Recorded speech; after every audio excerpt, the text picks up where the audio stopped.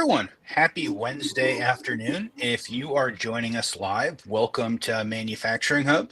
If you guys have watched Manufacturing Hub in the previous 208 episodes, you guys will have a general idea of what we do here.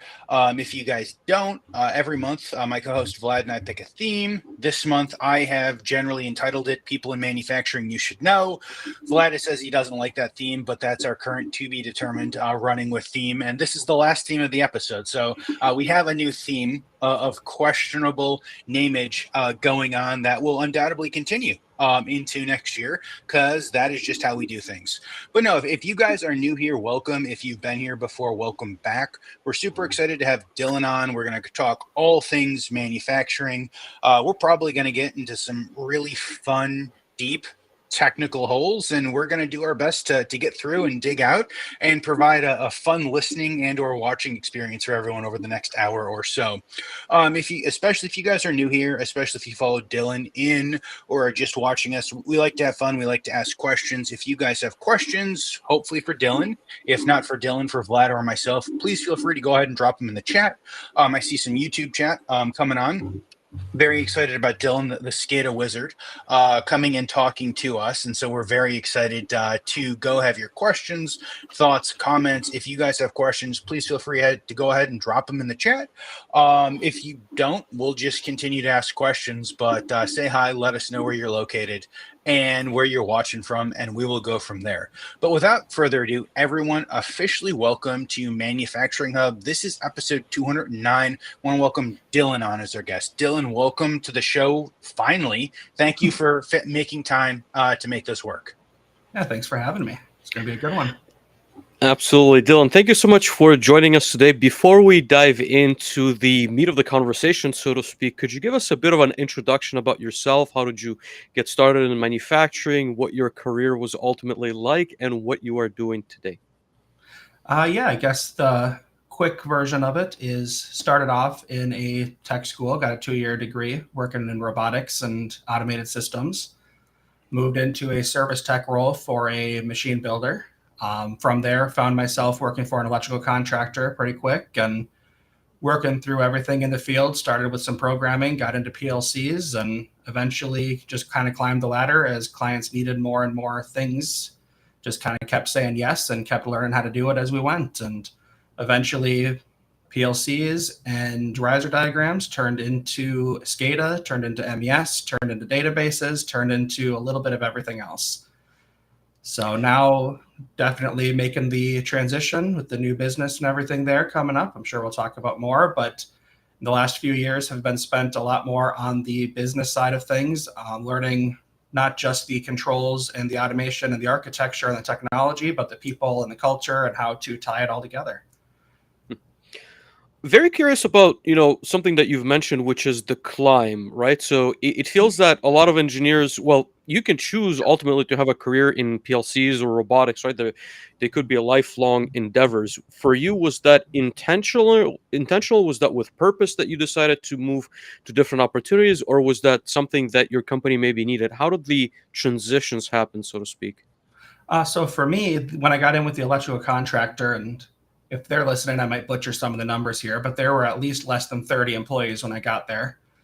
Small local electrical contractor. We did a lot of agriculture, grain elevators, things like that. And it kind of just started with, I think when I first started with them, I was a drafter, just doing some of the CAD drawings, and they needed someone to do a little PLC program. And that's where I learned the bulk of actually programming PLCs. Had never done anything besides just the coursework and the 2-year degree. A little bit of troubleshooting, and now very first project I ever had was the feed mill side of a dog food plant.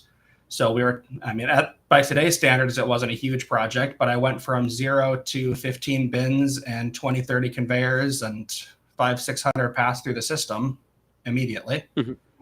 So that was kind of the first start. And then it just kind of, one thing led to another. It was kind of need-based. It was client-based. It was, you get a service call, you figure this out, you do that, and somebody else wants the same thing. You just kind of slowly build and build off of that. So definitely was need driven by the clients more than anything. And I guess transitioning into more, SCADA and MES layers, right? I think that's I want to say, a least obvious jump from, let's say, PLCs to robotics or robotics to PLCs. How did that maybe happen? How did you approach that maybe with your management team? And ultimately, how did they facilitate some of the learnings? I would assume they had to either give you some time to train or to learn, or, sent you to maybe official classes. Maybe you did it all on your own. So just curious, how did that go down? They threw the software in front of me, and at that point, we were using Ignition as more of a proper SCADA, but it was more HMI focused than really traditional SCADA focused. I mean, we only had 1 or 2 clients at most, and we're kind of controlling the whole grain elevator from a control room there. So kind of a hybrid between a traditional SCADA and a traditional HMI. And we just happened to be using Ignition for that at the time, and just kind of learned that the hard way. They threw it in front of me and said, "Here you go. Do this in Ignition, do this in the Rockwell PLC, do this." And on those first projects, I mean, we were doing everything from, and I was responsible for riser diagrams, some of the electrical schematics, IO lists, equipment lists, everything pretty much across the board. So I was doing the drawings all the way through, and then programmed the system and just kind of learned all the programming side as I went. And then having Ignition as that starting point, as an HMI kind of thing, it's like kind of slowly grew. Well, now we can do this, or now we can do that, and trying to figure out how to do different things in it. And then other SCADA systems just kind of came up naturally based off this customer wanted to use FactoryTalk, and this customer already had iFix, and this one had Wonderware. So we just kind of kept grasping at whatever we needed to solve the given problem in the given day. And eventually databases and SQL came in, and then SQL turned into NoSQL, and SCADA turned into MES. And yeah, very nonlinear, but very much just kind of where the market took me. Curious, I guess, again, maybe on the learning or support side, right? Did you have maybe mentors that helped you overcome some of those challenges? Did you have to spend a lot of hours on the phone lines, with the OEMs to understand how to approach some of the problems maybe the end users were facing? How did you kind of learn this by getting maybe advice from some senior engineers? I guess, like, ultimately, how would you advise someone to do it today also, right? As a takeaway. So for me, it was very much the very early days. There wasn't really much of it at all. At the OEM, there were definitely senior controls guys, but I wasn't doing controls. I was maybe troubleshooting it. I might have opened the PLC program to look at an input or do some validation, but I wasn't doing controls yet. And then at the electrical contractor, there really wasn't anybody doing controls at the time. So it was very much go to the forums, call the support lines, just try things. I mean, have the PLC on the desk, have Ignition on the computer, and just see what works and what doesn't until you get there. And not going to lie, those first couple of startups were incredibly stressful, way longer than they probably should have been, but they're still in production today. And even a decade later, I think they're still working. So there's something to be said about that. But for me, it was just trial by fire. I remember back at that early days too, right after that first project, had a smaller project about 8 hours away. And we were adding a couple new motors to an existing system, a couple new conveyors. It was all Profibus at the time. And they handed me the computer, said, "All right, you got to add these motors to the system. It's Profibus." I asked, "What's Profibus?" I was told, "You'll figure it out. Here's the keys." So that's just kind of everything kind of came through that. It was late nights. It was just learning and figuring it out and beating my head against the wall until things started to work. That said, well, I wouldn't recommend everybody go down that path. It's definitely very important to have a mentor. There is something to be said about the process of learning more so than the process of learning how to learn it, rather than just the process of learning the thing. And that's kind of where I found my niche, was learning how to quickly ramp up on something new in the industry, how to get in front of a new type of PLC we've never seen before. You go to a service call and you think it's going to be Rockwell, and all of a sudden there's a Beckhoff controller and you've never seen it before. Or this one's Mitsubishi, or this one's Schneider, or you get these different VFDs, you don't have the software ready. Just kind of learning how to figure it out. So for me, I think the advice would be find a mentor if you can, and kind of have them teach you what they learned the hard way, so that you can learn a little bit faster, a little bit easier, but also definitely learn how to learn the process of learning more so than the specific skills. Gotcha. Absolutely. Let me ask you maybe one last question before I pass it on to Dave. I know that this was kind of an interesting topic for us to cover, especially with you, Dylan, on the show, which is maybe some of the challenges, but also the opportunities when it comes to different technologies, right? Because Mhm. ultimately, both well, I would say the three of us know that a PLC is ultimately a PLC. There's for Mhm. sure differentiators. There's different platforms. There's speaking of PLC 5, an argument could be made that that machine was extremely robust. Now we have on the Allen Mhm. Bradley side new lines of controllers, whether that's control or compact logics. But ultimately, you know, it feels almost, at least in my mind, there hasn't been some groundbreaking, like completely new way of doing controls, or maybe Mhm. having those controllers in place. And again, I don't want to say for decades, right? But at least for a number of years. And like I said, there's improvements, right? Don't get me Mhm. wrong. There's IDE changes. There's different platforms they can integrate to. But I want to ask you maybe what kind of, when you have those conversations with, whether that's end users or OEMs, what are some of the challenges maybe with the current platforms, but also what are some of the opportunities for manufacturers ultimately and end users when it comes to control systems? I think one of the biggest limitations that I see is on the technology side, there's a lot of things that aren't necessarily built to do what people expect them to do. And Hmm. some things connect to each other better than others. And there's various levels of openness in the technology. It's very important to be selecting tools that play well in an ecosystem, not just as that tool. Hmm. And the other one, I think the bigger limitation I've had is just general education of what is a tool made to do and what purpose does it fit, rather than just let's use this tool. So, I mean, most of the problems I can see, we already have answers for. The question comes down to, are you allowed to use them for this reason or that? Do they fit in this scenario or that? And why? And Hmm. sometimes it's just people didn't know. Sometimes it's people start with what they know and they put the technology forward. But I mean, we already have, I mean, quick story, just as an example, was we were using Rockwell PLC and FactoryTalk View SE. And we just had a bunch of standalone workstations on this project. All of it was client spec what software we were using on this. And about Hmm. halfway through the project, it was, well, actually, we need to do a bunch of quality logging. We need to know what we need to log into a SQL database, what this was at this time, and what the quality of this was, and when these runs happened, and what the bin levels were, and all these different things. And we started going down the path of early in the career. Let's just, okay, these are the tools we've got. Now we're getting into ActiveX, we're getting into VBA, we're getting into a lot of archaic tools for things that it wasn't really built for. And eventually that was what led us to Node-RED back in the day. This is probably 2019 when we were doing the development, give or take. And throwing Node-RED in fixed that problem entirely. Node-RED could talk to the PLC, Node-RED could talk to the OPC server, Node-RED could talk to the SQL database, and we still had the FactoryTalk View SE SCADA system, but we also had some very rudimentary track and trace and quality logs and database interaction as well, with a nice little dashboard. Um, and so just trying to find the right tools for the right job is kind of a very important one for me. If I may, like a quick follow up. Sorry, Dave.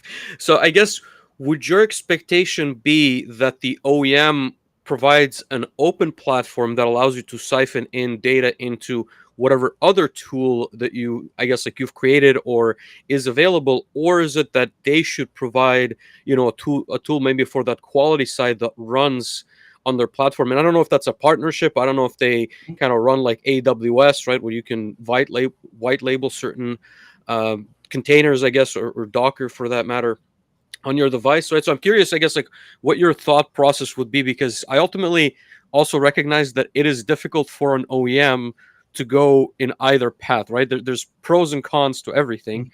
So I'm curious what you would kind of envision this better solution to look like. For me, it's two-sided there, that we could have a whole podcast on that one conversation. But there's two sides of it that are almost just as dangerous. On one hand, for me personally, I would like to just see, here's the system, here's the PLC code, here's some good documentation, and here's where to get the tags. Here's where to get the data, and we'll show you how using open protocols. For me, that would be preferable. But there are a lot of clients and customers and end users out there who will want something already a little bit more turnkey. And sometimes that's the right answer, sometimes it's not. And depending on the OEM and who their clients are, who their customers are, they're going to find themselves on a different side of that curve. But for a modern connected ecosystem, I would almost prefer just open standards, good documentation over a half-built cloud pipeline. Mm-hmm. Gotcha. Dave, what are your thoughts?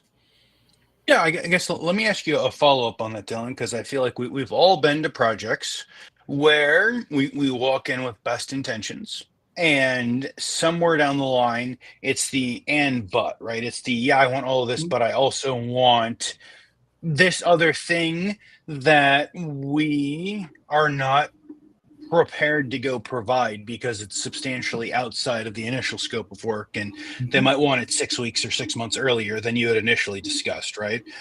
So I guess when we talk about challenges and opportunities, and we'll get into some more hardware and to some more specifics, but I'd love to hear your perspective and have a conversation around how we get, or maybe how we stop getting into those situations. Is it more pre-front work? Is it more going through the process of understanding the needs of the entire organization? Or sometimes do projects just go so well, they're like, oh, I bet Dylan can also go solve this problem, even though we agreed to go down with this particular tech stack to go solve a very limited set of problems. What are your thoughts on that? Do you think that there's an opportunity to get past those stages of project scope, project creep? All of the above to start with. I think it's a balance between what is expected of the end user and what is expected of their partners, whether they're integrators, consultants, millwrights, electricians, anybody up and down the chain. At the end of the day, it comes down to strong project management up front curbs a lot of these problems to begin with. Usually it's a breakdown in communication, project management, or expectations somewhere along the line.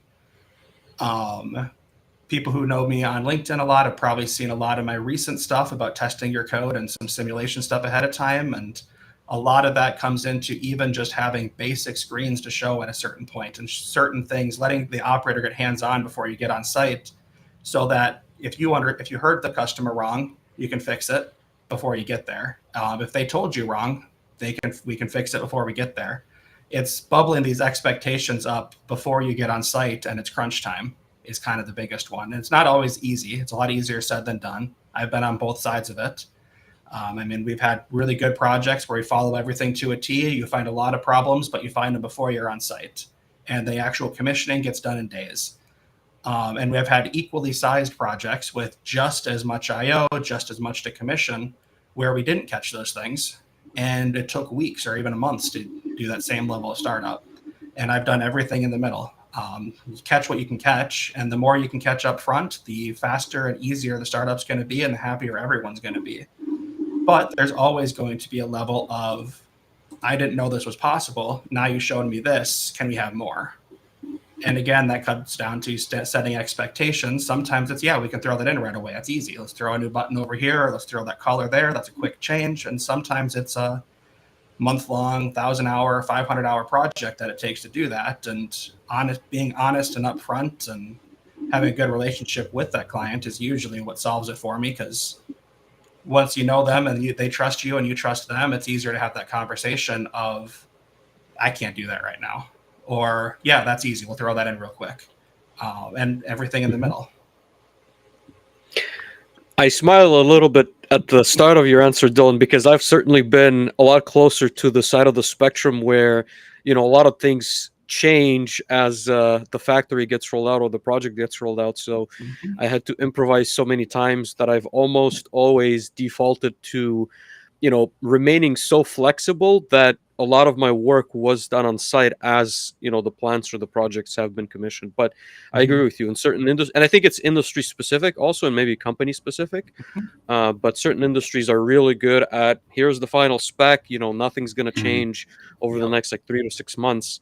and you have a reasonable expectation of seeing that once you get to the site, but that's not always the case. So. I should add too, a lot of going back to the very first conversation about how I got my start and how I learned, a lot of my opinions on how these things should be done now have been learned by doing them wrong. It's been by being that guy on site who's now out on this project that was supposed to take 2 weeks, and I've been there for 6 months. And how can we avoid that in the future? And how can we stop fighting fires? And a lot of this, whether it's how to program a timer and ladder logic, or to how do we manage projects, has been learned through that process. Absolutely. And I would agree with your point, Dylan.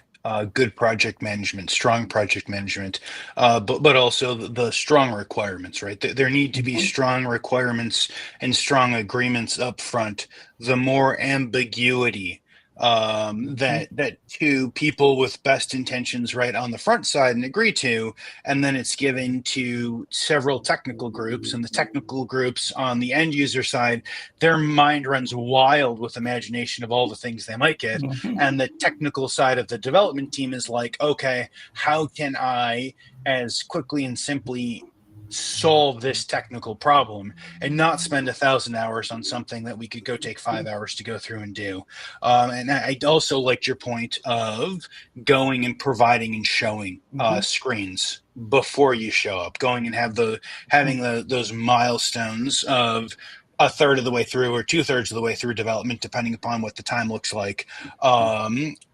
Going and being able to confirm, hey, this is the style we said we were going to have. This is how we said we were going to lay it out. I just want to make sure that we all visually agree as we're going through that process.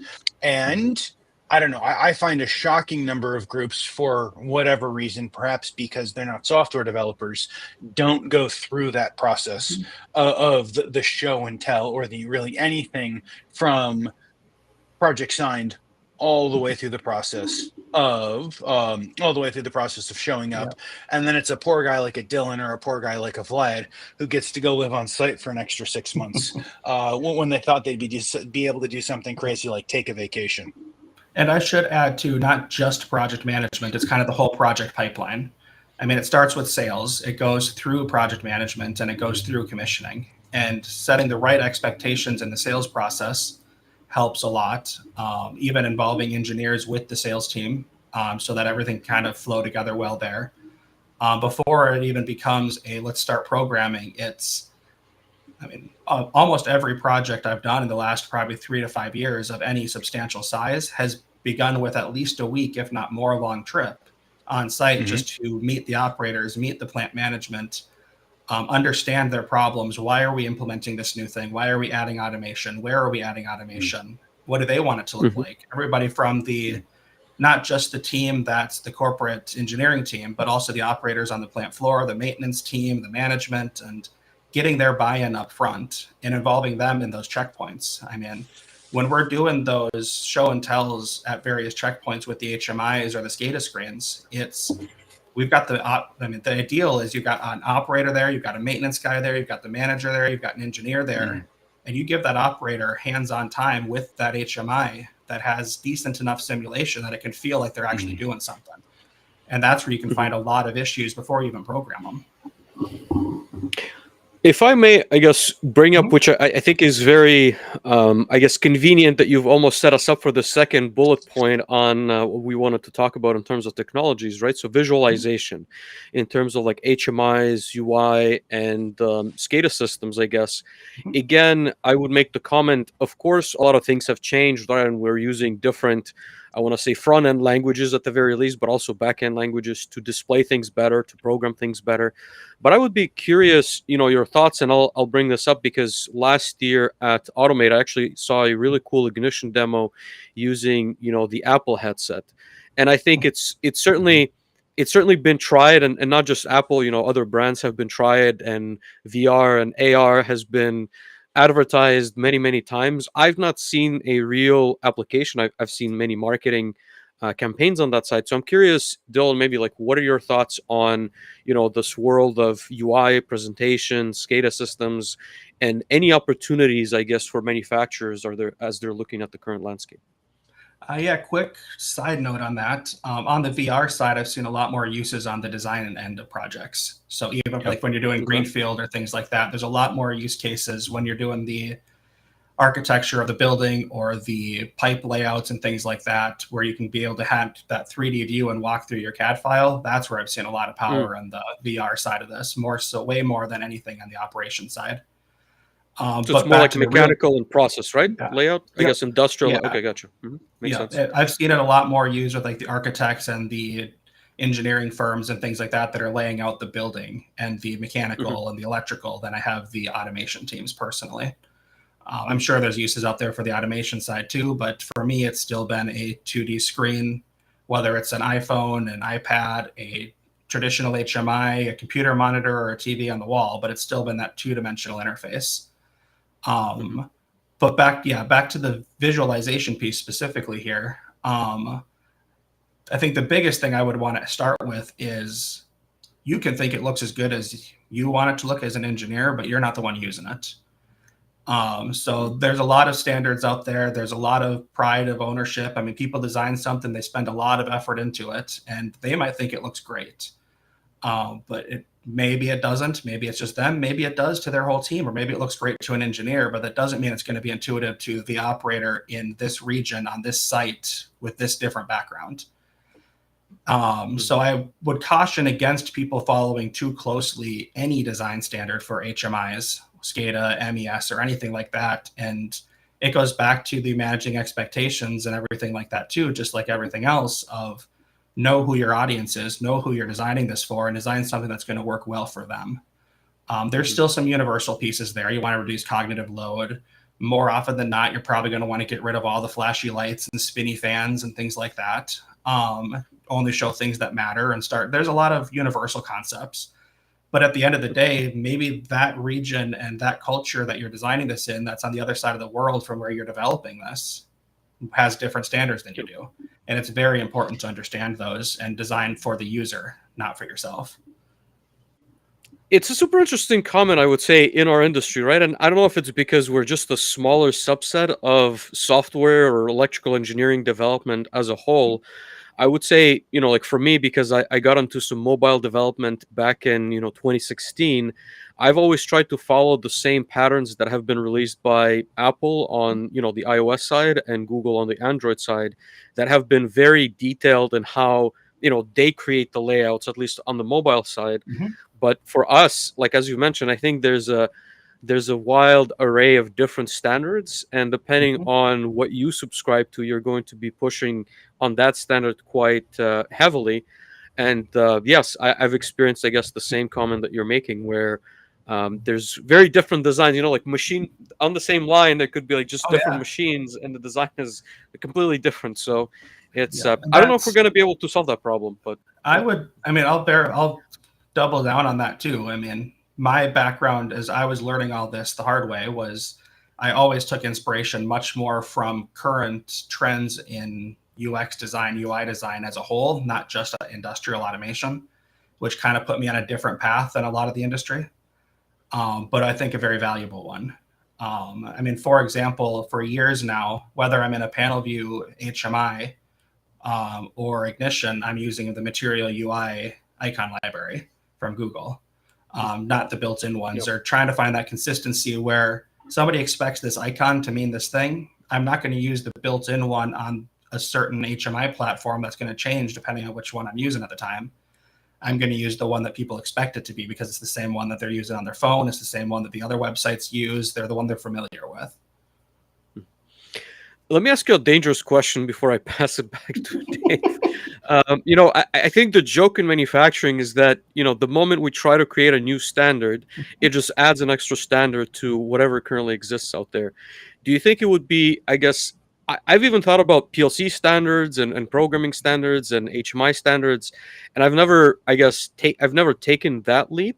But do you think it would be worthwhile? And I guess how would you approach that? Or do you think it would just be another waste of time and we'll have just another extra standard that nobody truly follows? Any I thoughts on that? think I think rather than building an industrial standard on how we design user interfaces and user experiences, we should look at how other industries are already doing it. What are the standard, not so much what is the standard that it's going to look like, but what are the standard processes that other people are using? And to answer your dangerous question with a potentially dangerous answer, engineers are traditionally really bad artists. They're very different skill sets, very different brains, very different ways of thinking. And a lot of the software and more traditional software development world, they're two different roles. Right. But how do you panel view development is like completely different. You cannot bring, I feel, a web guy into. But anyway, sorry, that's a huge tangent. but I think we can have an episode on that alone. But I can really quick on the end of that. Please. The layout is the layout. I mean, yeah, you're limited to what buttons you can use or what your edges may look like or what border styles you have. But a good layout is a good layout. And even if you can't do everything you'd want it to look like, you can still get the look and feel. You can get the general user flow. And those things are universal. That's not just an HMI or just a SCADA system or just an iPhone app.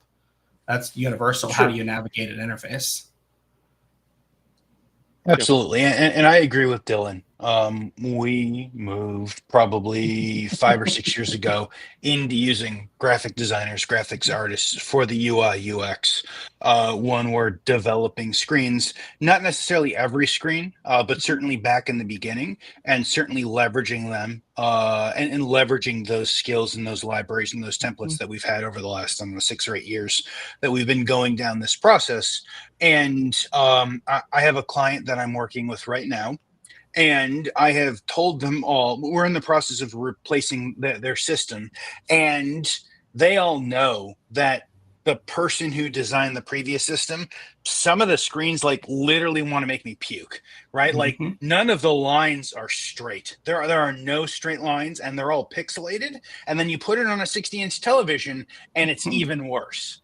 So I, to that point, think that there are more bad screens, designs, layouts than there are good. And I would put it maybe at 90% are bad. Maybe not quite 90% bad, but certainly at least 75% of the things that are more than 6 or 8 years old are really bad. And they're made for engineers, by engineers, and they are not intuitive to anyone else. I have generally since the release of Ignition 8.0 with Perspective, seen more and more people move into better designs, more thoughtful designs, more UI, UX. But again, that's been 6 or 7 years at this point. And so I think in general, we see that industry trend. And for any decision maker on the design SI side, let me just say that almost exclusively the cost of a designer is going to be less than the cost that you're charging for engineering hours. And that has helped push some of those people into, let me have the more skilled, less expensive resource, go use that time as we go move through some of these projects. So I'm going to throw that out there for anyone who's on the fence, please. Yes. And Ricardo's gotten here. High performance HMI and situational awareness. Let's get rid of all the flashy, colorful lights and animated objects. Let's also get rid of the bins and silos and totes and whatever we want to call them that are like half open. And maybe we have a fifth color that kind of sort of comes up as we're going through that. I think high performance HMI is a really good start. And that's what I've thought for the last 10 or 12 years. I think it's a good start.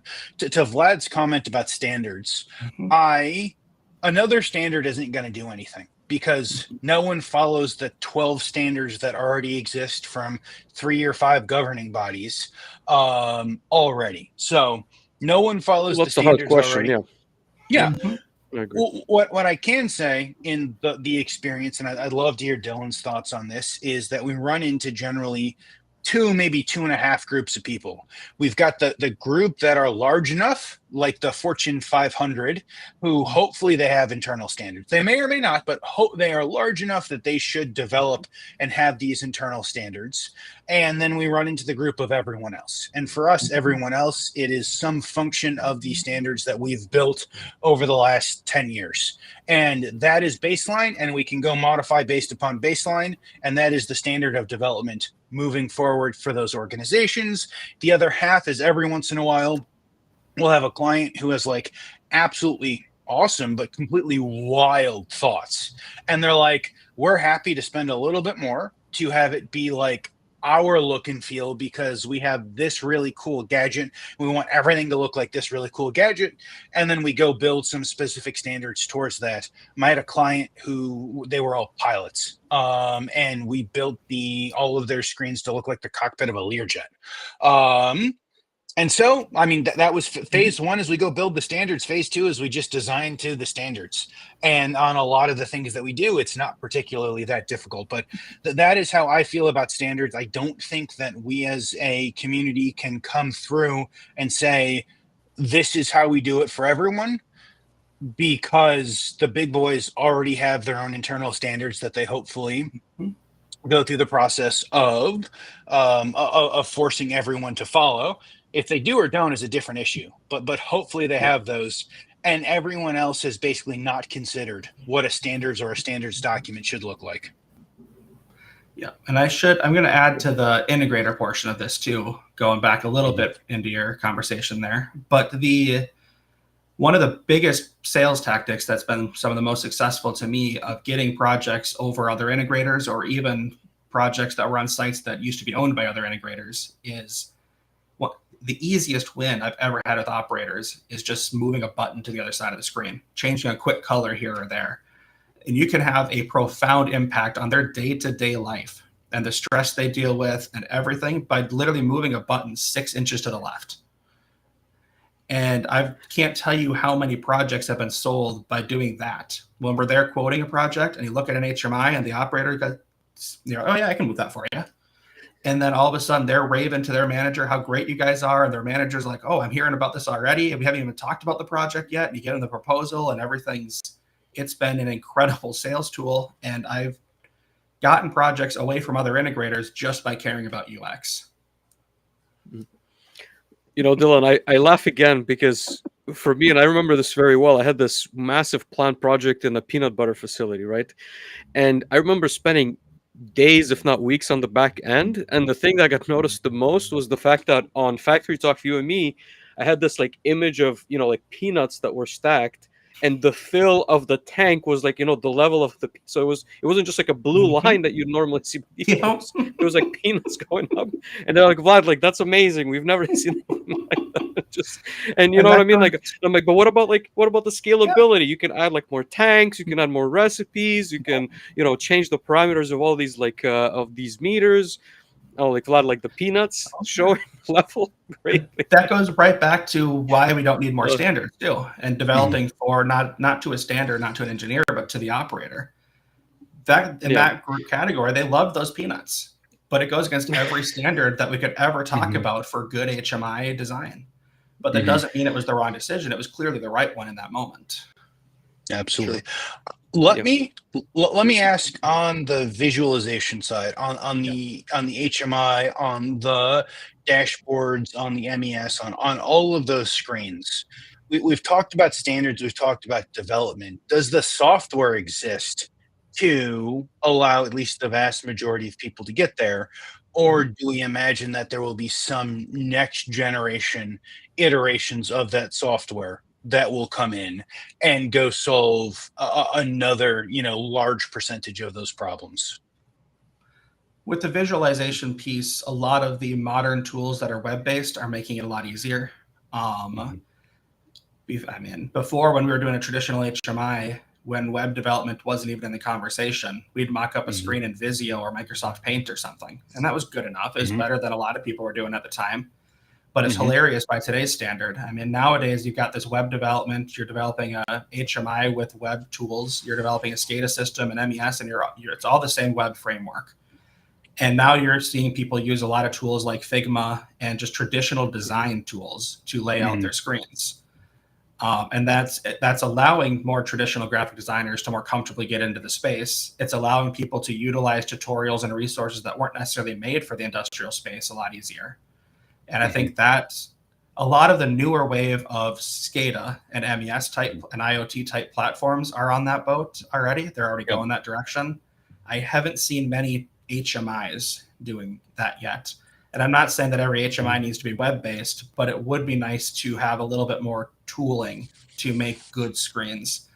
And an example of that is Ignition Vision back in like 7.8, way back, almost a decade now. Yeah. The big differentiator between our screens in Ignition 7.8 and the equivalent FactoryTalk viewer iFix at the time was the fact that we could have polylines. The fact that we could take a square, add points on it, and almost, they weren't real vector graphics, but it was almost like a vector editor that you could kind of make in the designer there. And you could color this, you could start to script things, you could start to color things all through that vector graphic. And no, it wasn't web-based, but just the ability to add points on a shape and make our own shapes and then put those into templates was a huge difference. And now in Vue SE and stuff over the years, I've kind of learned other ways of doing that with global objects and a little bit in like some of those other tools. But the ease of doing them in Ignition back in the day versus the other legacy tools that were around at the time was night and day.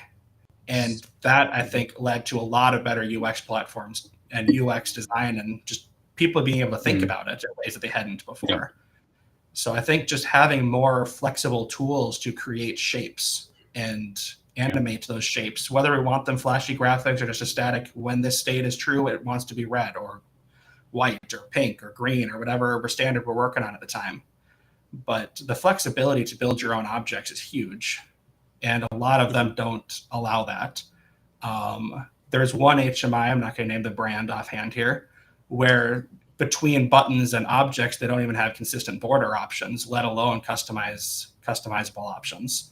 And it drives me insane because no matter how well you intend, you can't have consistency in that project because the tools don't allow it. And getting away from things like that is important. I think we could all mention, different examples of such development environments, right? Without saying the names, of course. There's a lot of workarounds I find industrial engineers, or I guess anyone in controls, have had to figure out. And what's I want to say like a little bit frustrating is that a lot of it is tribal knowledge, right? So if you've been through that, I can call up Dylan. Hey, Dylan, I'm working on this HMI. I'm not able to pass like tags in the way that I want this way. And you're like, oh yeah, no problem. I've been on a project where I have to, bang my head against the wall for days, and this is how you do it. And like, you know what I mean? And now you sort of know. There's no official release or guide on how to do it, but it is what it is, I suppose. Like, again, this goes back to maybe our industry is just smaller, but also at the same time, again, when you build, I think, an iPhone app or an Android app, you expect it to run to some extent on a phone. You know what I mean? It's going to be a phone. It's not going to be, maybe it's a phone of a different size. Maybe it's a tablet to an extent. But in the industrial setting, it could be running on, we've been talking about ignition projects, and it can run anywhere from a nuclear reactor to, a home automation system in your backyard. So it's vastly different processes and, I guess, tools. So I don't know. It's a very tough challenge, I think, for the OEMs as well, right? And it's expected to run for decades. You know what I mean? An iPhone app is going to be 2 years at most before something else comes out. But anyhow, I do want to transition us a little bit, gentlemen, if you'll allow me, into the data space, right? Because as you mentioned, Dylan, you've certainly done a lot of, obviously, databases, but also extracting data from the control side into SCADA and MES. So I'm curious, and I'd share like my very brief perspective. I think there's more and more tools ultimately, but it also creates this very interesting middle layer where there are a lot of like translation tools and translation protocols. So I'm curious to hear what you think maybe some of the challenges are when it comes to data, and of course the opportunities for the end users. I think the reason that's hard to answer is it depends. Every single situation is going to have different problems and different answers. What I say is best for company A would be a terrible idea for company B, and they might even be in the same vertical. It comes down to what's already there. And as you said, there's a lot of different options. The big one is using interoperable tools, avoiding things like you hear the term vendor lock thrown around a lot. And while it kind of feels like a buzzword, there is something to be said about that. Things need to be open and shareable. So if you're putting data into something, you need to be thinking about, before you choose what that something is, you need to think about, how do I get it out of there? how do I use that data in a different way or a different sense in a different platform or a different purpose? Otherwise, you start getting more and more, I mean, the traditional way of we've got a use case, let's build a solution, get the data. Now we have a silo, let's do it again. And eventually you get 50, 100, 200 databases that are all siloed that have no way of interacting with each other. They're all the different types of databases. They're all different versions of databases. Even if they're all SQL, you might have some of different versions, different vendors, different options, without getting too technical there. But even then, you've got databases that aren't SQL that are in use. And now you got to get the data between those. Is it time series? Is it event driven? There's so many different questions around that. And at the end of the day, you still need to start with that use case, and that's going to drive what everything else is. But you also need to know not just what is the use case right now, but where do I think I'm going to go in 5 years? Where do I know I'm going to go in a year, 6 months? And not only does your selected tool have to meet the need right now, because that's the only reason you're using it in the first place, but it also has to pass that check of, well, I may or may not do this in 6 months, but I think this is kind of where I'm going to be, or a year, or wherever that roadmap is. And as long as it fits the roadmap, is interoperable in the ecosystem, and you can get data in and out without too many point-to-point connections, without too much effort. And then when you want to add another thing, what's that going to take? And having these conversations and this planning up front, just like we were talking about with the integration project and the controls and the project management and the structure there, you need to know where you're going. So on the MES side, it might not be a 2,000-3,000 hour controls project. It might be more agile sprints. The outcome of that on that same year-long horizon is just as important to start with. The difference is it's not all going to be for this one sprint. And it just comes back down to planning. It comes down to understanding, to knowing the current state, the future state, and what you need to do today, and fitting something to that. Let me ask, I guess, like a follow-up for both of you, right? Both Dave and Dylan, right? Because for me, I've definitely spent a lot of time thinking about that, right? And I think it always comes down to poor planning, as you said, versus the tech, right? A lot of times, the reason why you start having multiple databases, it's not because the database prevents you from adding data to it, but it's because, even let's say 5 years after we've installed something, even the same integrator comes in, it's probably somebody else who's going to be doing that work.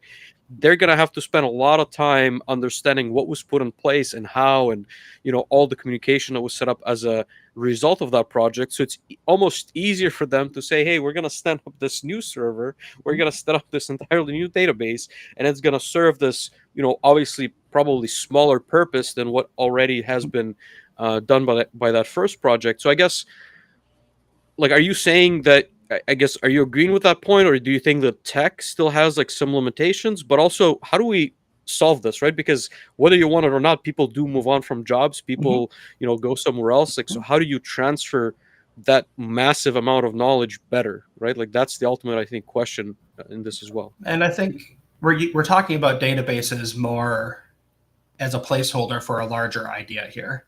It's not just the database, it's the platform, it's the tooling, it's the pipes between them, it's how are we getting data, what does that data mean, where is it coming from, what rules are being imposed on it, and all the different platforms that exist throughout there. But staying on the database abstract here, I mean, one of the questions is just we're choosing a platform. So let's go theoretical here for a second. We want an MES. We want to buy one, not build one.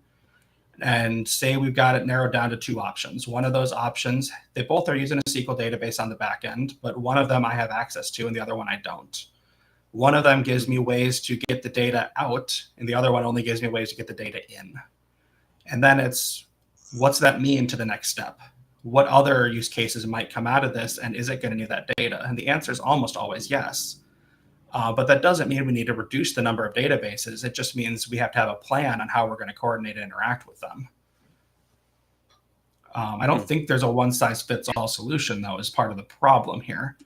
I was going to say, if I can add to those comments, Dylan, I think they're very good comments. I would absolutely agree. There's absolutely no one-size-fits-all solution.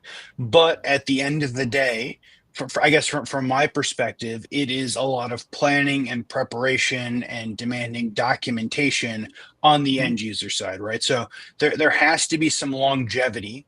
The preference is always the longevity is on the end user side, so that the service provider doesn't have to be the one that knows more about the end user system than the end user, right? Right. So that is always the important part. And from my perspective, and I think kind of the data lock was a really good Mhm. example.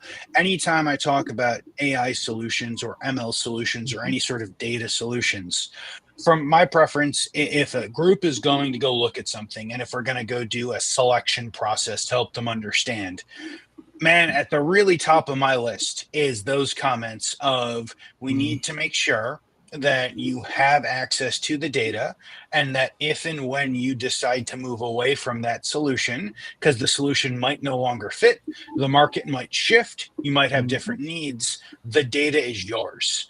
And Yes. it's something Vlad and I have talked about on Manufacturing Hub, maybe not every month, but probably every Mhm. quarter for the last 5.5 years at this point, is the need of having all of that data and having your information and making sure that it's yours and making sure that you can Yes. go have those data pipes to move in and out. And so I feel like more than just architecture, Mhm. going and making sure that you own that data is way more overlooked than I would think, Mhm. especially when I go bring it up to non-technical automation people on the end Yes. user side. I think the big thing you hit on the head there, and again, it's tying back every single one of these conversations from how do we make more efficient startups and on the Mhm. control side to UX and UI design, all the way to data architecture and everything else right there.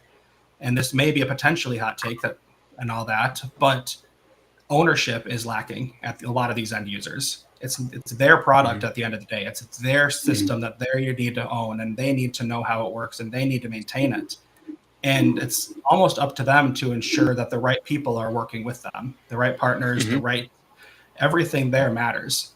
And if they don't have ownership over this, if they don't know where they're going to go, if they're relying on an external consultant or whatever the OEM provides them, or that random integrator they did for this one project, they're never going to have standards. Every machine's Mhm. going to look different than the machine next to it.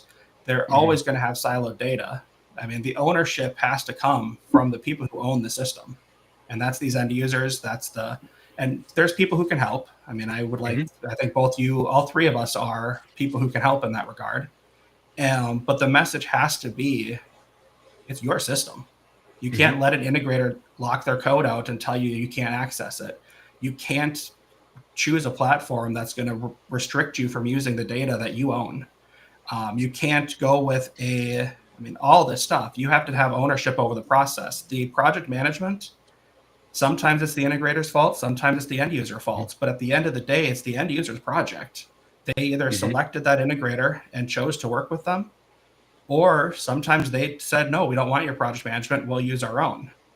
And if you're going to do that, you need to take ownership of it.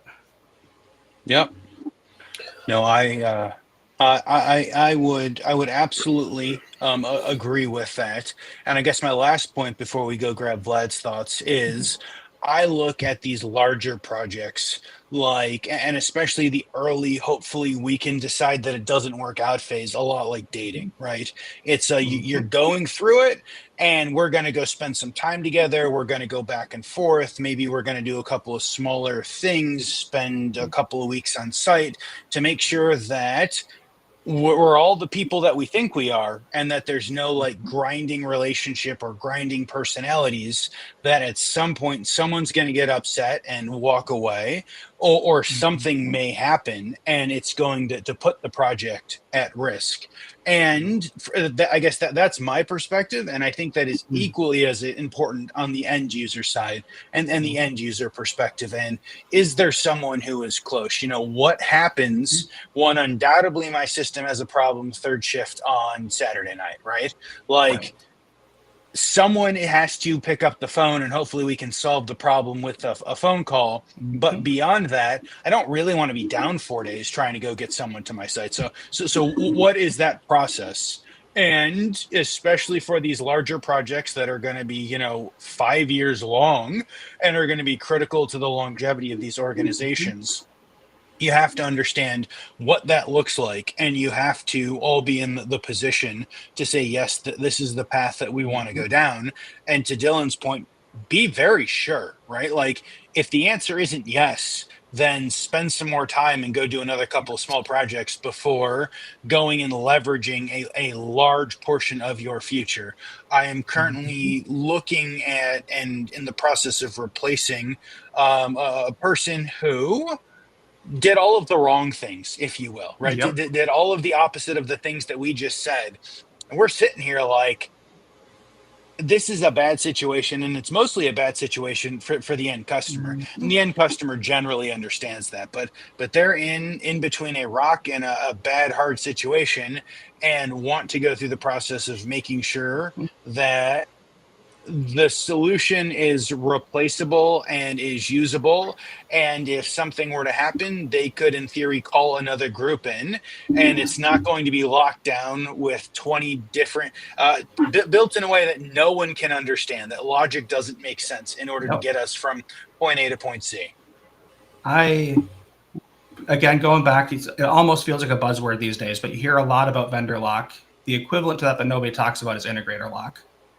If, as an end user, and some of this comes down to the standards conversation again, some of this comes down to ownership, but if you, as an end user, can't just swap out your integrator, you're at a very large disadvantage. If that integrator owns a significant portion, or even just an overly sufficient knowledge of what you're doing, that's dangerous. That means you're stuck with them, whether you want to or not. That comes down to a lot of things, not just how they write the code, who you're partnered with, and all that. But yeah, on that note, I've gotten in trouble saying this over the years, depending on who I'm working with. But I've often told customers at the end of the day that I want them to want to work with us, not need to. So it comes down to, as an integrator on our side, I mean, we've all been the people who came behind the other integrator who fell down. Sometimes it was their fault. Sometimes you realize it wasn't their fault after you figure out a little bit more about the situation. But there was always some drama that got them kicked out and you brought in. We've all got these stories. And that's sometimes you find you get in there and we have the best of intention trying to help them out, but sometimes you have to scrap everything that was there and move on because they didn't put in something that was going to work, or they didn't understand the need, or they had the scope, but they didn't do it, or various things like that. And sometimes you get behind an integrator who set things up really well, and it's easy to just kind of take it from where they left off. Absolutely. Yeah, and I would say, look, my comments on that side, I think it's a tough position that's putting end users in very difficult conversations, right? At least when I'm talking to larger companies, of course, they have usually a global technical team, but a lot of times it's still pretty lean. So they're essentially managers of different sites that have integrators more than anything else, right? So they don't have deep knowledge of every platform. They don't fully understand, all the nuances. So I don't know if the only way to, I guess, figure this out is to place more ownership on the end user, because if they don't hire more people in their teams, they're not going to be able to sustain, I guess, the way things are done. At least in my conversations, right? Maybe in smaller companies, it's different. But they don't have, I think, the flow of work necessary to just have technical OT and IT teams, fully on staff, solving problems versus sort of rolling out these projects and then moving on to kind of a different site. And 3 years down the road, at least the reality is they moved on to something else, or they got promoted, or now they're in a director or VP level position, and they no longer have ownership of that specific site and technology. So I don't know. I don't have a personal answer, but I do agree that there needs to be, I guess, more ownership. But also, you've mentioned negotiations, right? I think a lot of early career, especially managers, don't know that you can simply ask for things, and obviously you don't always get your way, but you know what I mean. There's usually options, and it's up to them almost to probe for those options, because not every integrator is going to be able to tell you like, hey, you know what, we recommend this, but here's option 2, 3, 4. So It's Yeah. that's my thought, at least. Bouncing off that a little bit, I'm going to butcher his name here, but in the comments there, I think it's Wenjon on YouTube, asked about advice for someone planning to start offering local automation. And it kind of ties into the answer I'm about to give here. But especially when you're talking local, the large integrators, even the best ones, the most well-meaning ones, they need to deploy people on site. So the big projects, they don't have local support. So when something does go down that's remote, and sometimes they need somebody on the ground to help out and actually solve it. And there's a lot of opportunity that I've seen there, just being that local controls group who's there to help. You're friendly, you're available, you're local, and you're good at what you do. And you figure out what you're good at, and you just offer those services to the best of your ability in a very symbiotic relationship with the bigger players. And over time, you'll get better at what you do, and you'll become more and more known in the community, and eventually you become that. But as we've said before, a lot of the end users don't know what they don't know yet. They don't know the controls world. They don't know they need these standards. And it's not really their fault. A lot of them don't know that they need ownership in this. They just, that we've never done it before, so why would we need it? It's just not a thought. And so being that local counsel and that local helping hand to guide and learn and grow with them on that is a great way to start on a small scale. Absolutely. Any thoughts on the other part of that question, if I may, Dylan? So reshoring, right? So I've certainly seen a lot of companies announce billion-dollar initiatives and $500 billion initiatives. Have you seen any, I guess, breaking ground or any companies actually reshoring some of their facilities from, I guess, overseas back to the US? I've heard rumblings, but nothing concrete yet. But we're probably in the early stages. I mean, some of these places are probably still dealing with the engineering firm before they go out to bid from anybody yet. I mean, these are greenfield sites. It takes time. It takes planning. It takes effort. It's probably going to be a while before these things really hit the controls side of things. Would be my guess. Oh yeah. I'm working with one group on the early stages of reshoring, but we're still working on feasibility and what that looks like. They have some US-based assets and locations, and so we're still working on that. I have had conversations about putting more manufacturing and building more manufacturing for the last couple of years. I think that there are still a lot of people in tariff whiplash of trying to determine what makes the most sense. I think we'll see maybe some medium organizations, definitely some large organizations try to work on some, I don't know, some tariff relief, if you will, by promising and going down the path of putting together these reshoring opportunities based upon the conversations that I'm having. I'd imagine a lot of small places just close. Because the cost of building a manufacturing facility, I mean, at some point, there are going to be no more machines left. There are going to be no fillers left. There are going to be no CNCs left. There's going to be no injection molding machines left. They're all going to be completely full. All of our robotics guys on the material handling and warehousing side will be 120% full for the next 2 or 3 years, a lot like we saw during the COVID era. And so I think for a lot of the groups, the race is very much on of, is it feasible? Does it make sense? What are we bringing over? What are we cutting back? And we've got to go make these early decisions. I will say the conversation that I have been having with at least one of these groups predates the tariffs, right? So there have been talks, and I've been having conversations, as I think I said, for at least 6 months into last year, at least middle of summer, of we know we need to go invest X number of tens of millions of dollars into a new facility because there's demand, or the thing that we're making is so large we can't reasonably go make them and then ship them over from anywhere. I've had several conversations, as I may or may not have talked about on the show, of groups down in Mexico and South America who are looking to go through automation because there were some regime changes a couple of years ago, and suddenly the labor costs doubled or tripled or quadrupled because of pay rates. And so I think we're seeing lots of groups have those automation conversations. As to the direction of where we go, I don't know. Honestly, I think it's too soon I think it's too soon to guesstimate on a large scale. I could say, I hope it's going to be a double-edged sword, and it ties back into ownership again. Because on one hand, it might. I hope it doesn't, but there's a future where it could end up like trying to get a transformer during COVID, where you need a transformer, you need to build the building, but you're 2 years out before they can even ship it to you. Yep. And if that version comes to pass, which it may or may not, but if that version comes to pass, integrators are going to have a really good time. They're going to be very successful. But the end users who need their services are going to be fighting for the same pool of talent. And that's frightening to a lot of people who might have immediate needs. And goes back to the same ownership need on the rest of the projects. If you don't have the internal teams capable of doing at least some of this, or at least owning it and knowing what it takes, that's a scary place to be. Absolutely. I want to go back to that first point, talking about offering some automation services. Vlad, we missed the opportunity to let Dylan pitch and talk about what he's doing.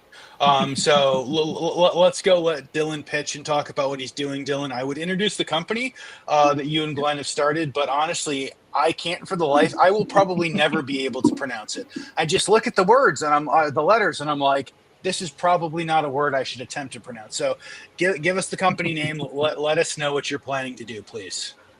So my co-founder, Glenn, and I started up a firm called Abelara. It's abelara.com if anyone wants to look it up. Abelara. For the people Thank like you Dave for spelling that. Be able to... Yes. No, I'm not going to sound that one out.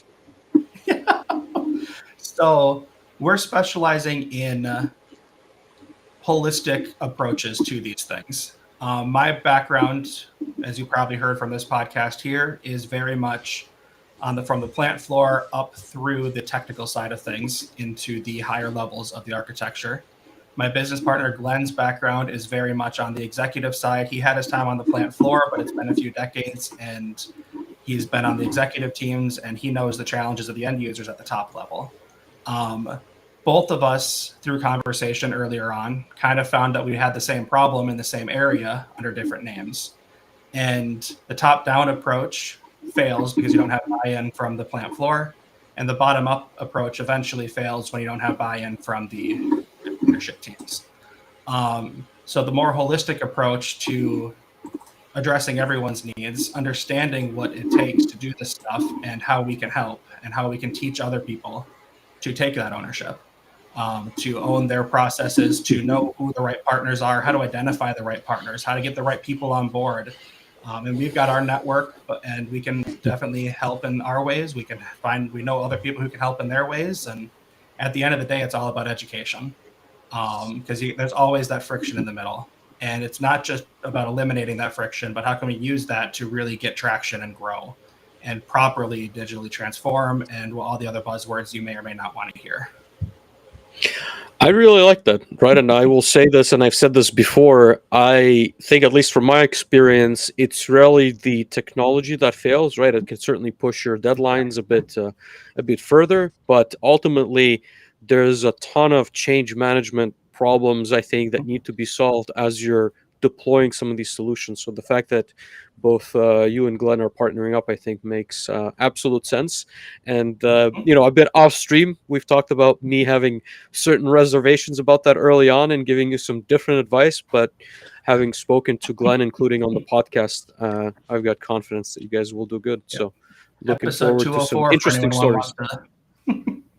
Episode 204. I had to go look that up. Find it.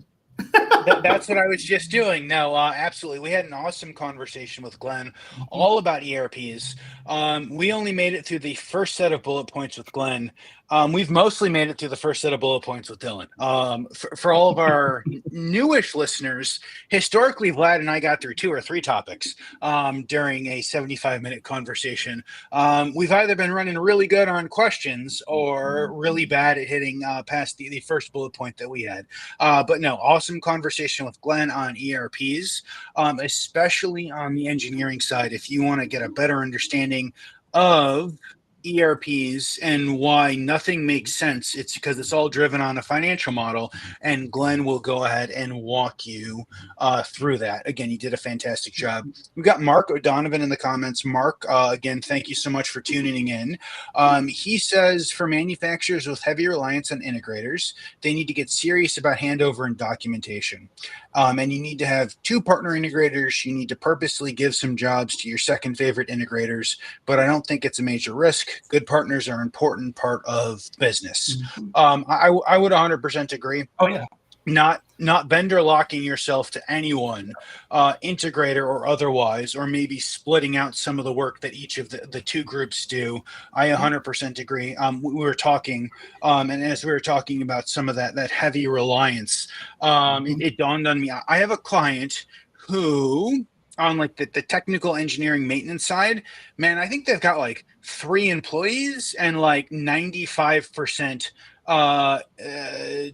third-party contractors. Now, some of those contractors have been there for 20 years and like it's their job, but they go get paid by someone else. But especially the documentation, I really appreciate Mark hitting on the handover and documentation. For a decade or more, have continued to say how poor so much of that is. And a lot of it, I don't think, is malicious on the service provider side. A lot of it is, hey, we got paid to do this. We barely got done with this. We were not paid an extra 2 or 3 weeks for documentation and handover of solutions. And the end user almost never wants to spend another 2 or 3 engineering weeks, $10, $15, $20, $30,000, whatever it is, on documentation and handover. And so it's kind of like 3 engineering PowerPoint slides and you guys should be able to figure this out. Best of luck, which is, again, going to be a bigger and bigger issue for many and many of these folks as time moves on. Having said that, Dylan, we're absolutely going to have to bring you back on. We've got like 17,000 other questions to ask you. But before we let you go, we do want to ask you the last questions that we get to go ask all of our guests. And the first one is one of my most favorite, right? So I want you to go ahead and predict the future. We're going to leave it kind of open because we talked about so many topics, but give us one of your future looking predictions in automation or manufacturing in the next 3 to 5 years. So it's going to jump off of Mark's comment there. There's a fine line between partners, and partners are important. So to any of the integrators who I may have offended by saying that the end user needs more ownership, they still need good partners. But there's a difference between working with a partner and handing over ownership. And that is a fine line that a lot of people are waking up to right now. So for the integrators out there in the next 3 to 5 years, there's probably going to be plenty of end users out there who are happy to give away ownership. But as we're maturing as an industry, as things are getting more digital, people are much, much more abundantly looking for partners as the future keeps going. And the integrators that can't make that transition are going to have a very, very hard time in the near future. I 100% agree. If I may give a story to that, for the last nearly decade, I have been telling people that I don't want to go embed resources so that you can run your facilities. I would like to provide the tools and the training so that you guys can run your facilities, and we'll teach your engineers or your trainers or your maintenance folks and your operations folks and whomever else how to use the tools so that you can be successful. I don't want your success or failure to be on me or my team, because none of us want to get the 3 a.m. phone call. But both assumingly, quite literally, and definitely not on our side, on the Kaplan team, none of us want to go get that 3 a.m. phone call. We've all put in the hours and lost the sleep of those 3 a.m. phone calls. And so that is why we're big on the enablement. And not just chaining junior engineers to desks all weekend long. But and so something for everyone to go look at. We had planned to go talk about career paths and career advice and all of that, and we'll definitely bring you back on for another episode to discuss that, Dylan. But talking about slaving away in the PLC mines, if you will, and planning to show up to go work on one system and finding a completely different system. There are some stories there. I'm not sure we can tell them live, but there are some stories there. If someone is looking to get into controls, if someone is looking to get into automation, either what's the best kind of career advice you'd give, especially for those early to mid-career folks? The best way to learn any of this is by doing it. Some people learn pretty well from a textbook, but for a controls engineer, a process engineer on the plant floor who's working on these systems, you can be a good engineer by knowing it, but you're not going to be the good controls engineer if you haven't done it, if you don't know how to do it, if you haven't been through these situations. And there's a fine line between, you don't want to throw yourself into the fire. You don't want to ever let yourself be taken advantage of, but you learn by doing. I've had my share of 3 a.m. phone calls, service calls. I've had 40-hour shifts overnights without sleeping, all this stuff. And a lot of the methods and practices we've talked about here about testing and simulation and project management and business structures and all that, early on, my original motivation before I had any larger purpose for any of this was, I don't want that phone call anymore. I want to go home. I want to go home after a week or two. I don't want to spend 6 months out on the same site on the same road. I don't want to get that 3 a.m. phone call the week after I get home. So you learn by doing. Find a way to get yourself into the situations that are going to let you learn. But also you have to be careful and not let yourself be taken advantage of, because this is an industry where people will. Absolutely. I think that is a really good point. I know Vlad and I both want to talk and ask some more questions about that, but that is sadly not how these not how these questions go. We know you've got a book recommendation. So what book recommendation do you have for us today, Dylan? So the book I've got right now, it's a really cheesy one to even say it. It's kind of an old staple on the business side. Way too cheesy. But on the automation side and in the engineering stuff, too many people haven't read it. So Silos, Politics, and Turf Wars by Patrick Lancioni is probably the best book on digital transformation I've ever read. And it doesn't once talk about technology, anything digital. It's not about manufacturing. It's just a book about building teams and connecting siloed teams. And there's very, very clear parallels to siloed data that follow. I just got a hard copy, so no spoilers. Appreciate the recommendation. Thank you, Dylan. Hard copy. That is the second book recommendation Vlad has gotten in the last few weeks, where he's like, I must order the hard copy of this. So no, that is a good book recommendation. Thank you very much for that, Dylan. Last question for you is, how can our listeners help? Who should reach out? Who are you looking to connect with?